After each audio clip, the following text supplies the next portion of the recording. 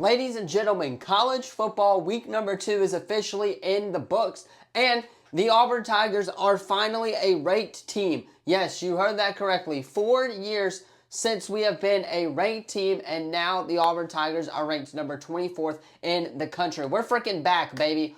But anyway, in today's first video, of course, we are going to be reacting to the Big 12 games. We're going to talk about them, break them down. Then we will predict the Big 12 games. And then later on today, you guys will have the first ever NFL reaction video here for the 2025 season. So we're fully back in football mode. Tomorrow we'll do the same thing with NFL predictions as well. Then Thursday we'll have the same thing but with our Road to Glory, and then Friday we'll do the same thing with our Vanderbilt Dynasty. So hit that sub button, leave a comment down below so you don't miss out on any of the latest videos. Again, today solely on Big 12 and NFL. Tomorrow we'll do ACC, SEC, all of that stuff later on throughout the week. But college football week number 2 delivered, and now it is time to talk about it. All right, so starting us off here, we had Iowa going into Iowa State. This was a really good rivalry matchup here and a really interesting finish to this game, right? Obviously, Iowa had a bunch of chances to score there at the end of the game, but Iowa State makes a huge stop on defense to ultimately seal the deal. And Beck did not play terrible. He was 16 of 27, 134 yards, 1 passing touchdown on the day. The Iowa running back led the way in rushing, but I believe Iowa State also had a rushing touchdown. But again, like I said, it was the defense for Iowa State that stepped up against Iowa and was able to bring it home for the Iowa Cyclones as they can finally say that they beat their rival Iowa in a football game. That did not happen last year, ladies and gentlemen. This year, they get their revenge and they get the job done at home in front of an insane amount of people. It was crazy to watch that game and to see all the Iowa State fans, how excited they were for the most part, because again, it's been a minute since they've won this the trophy that they call it, and I'm not sure what they call it. Let me know in the comments down below. But it has been a minute since they won it, and Iowa State did do that against Iowa at home in front of an insane crowd.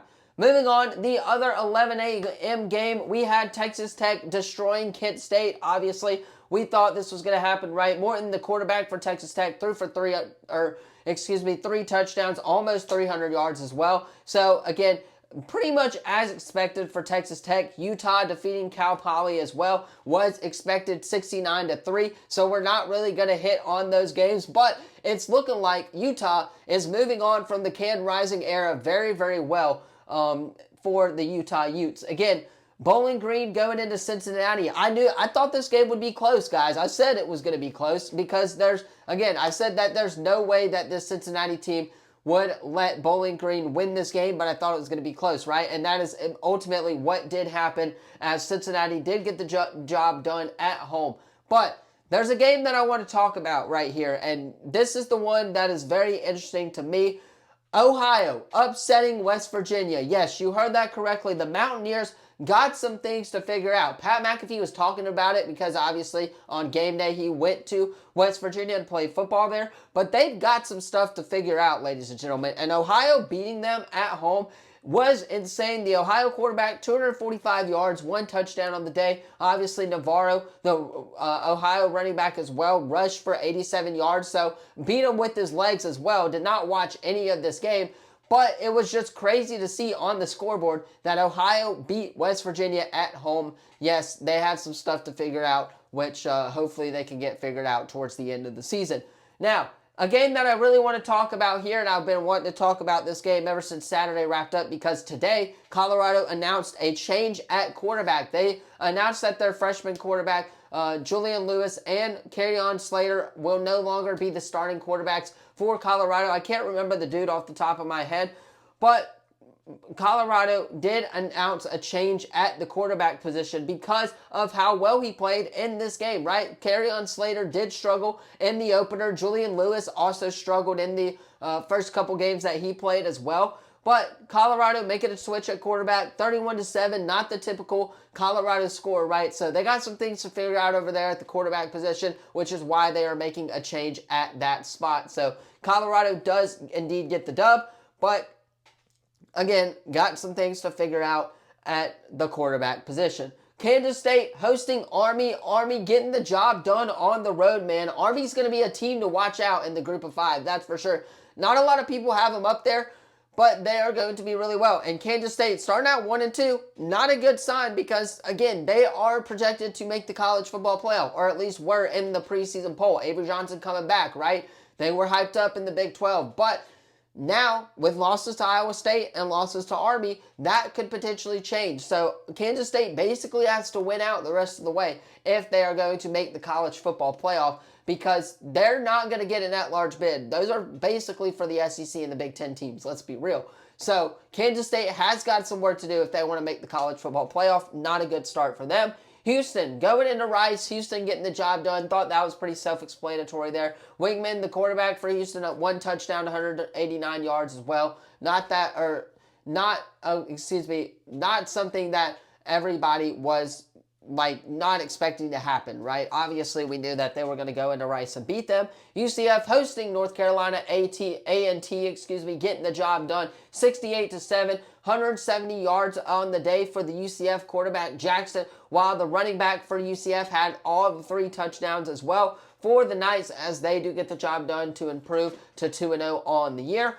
Arizona versus Weber State, also blowing out that Weber State as well, getting the job done at home. This is what was expected, so we're not really going to hit on a lot of these games when they are blowouts. But this was one I thought that was going to be a lot closer, and we'll talk about that Baylor-SMU game here in a second. But right now, we're going to talk about this BYU-Stanford game first, because I thought Stanford had a really good shot going in there to win this game, right? Playing against their rival BYU, getting the job done, obviously. They're 0-2 now. Andrew Luck coming in to kind of change the program around. A lot of hype was built into Stanford, and now 0-2 to start the year, losing to Hawaii, not obviously the situation that you want to be in, right? Well, they got a chance to walk into BYU, and they absolutely get spanked. 27-7, or 3, the final score here. 17 of 27, 175 yards was the BYU quarterback stat line. Obviously, reflects well on how they played, getting the job done. It really looked like it was the defense for the most part for BYU that obviously led them to the victory and ultimately getting the job done against Stanford in a late night fashion game. Now, let us talk about the big one there. Baylor going into SMU, and this is how Auburn got into the college football top 25 AP poll, ladies and gentlemen. Baylor going on the road, beating SMU. Win looks a hell of a lot better. Thank you, Sawyer Robertson and the Baylor Bears, for getting the job done. Sawyer Robertson played a heck of a game. 440 yards, 4 touchdown passes on the day. SMU's running back Harden also played a heck of a game with 120 rushing yards and 3 touchdowns. I thought Jennings struggled a little bit. I'm going to be real with y'all. He did not look the best in those games and made some wrong reads as well, especially later in the game when I did tune into that part of the game.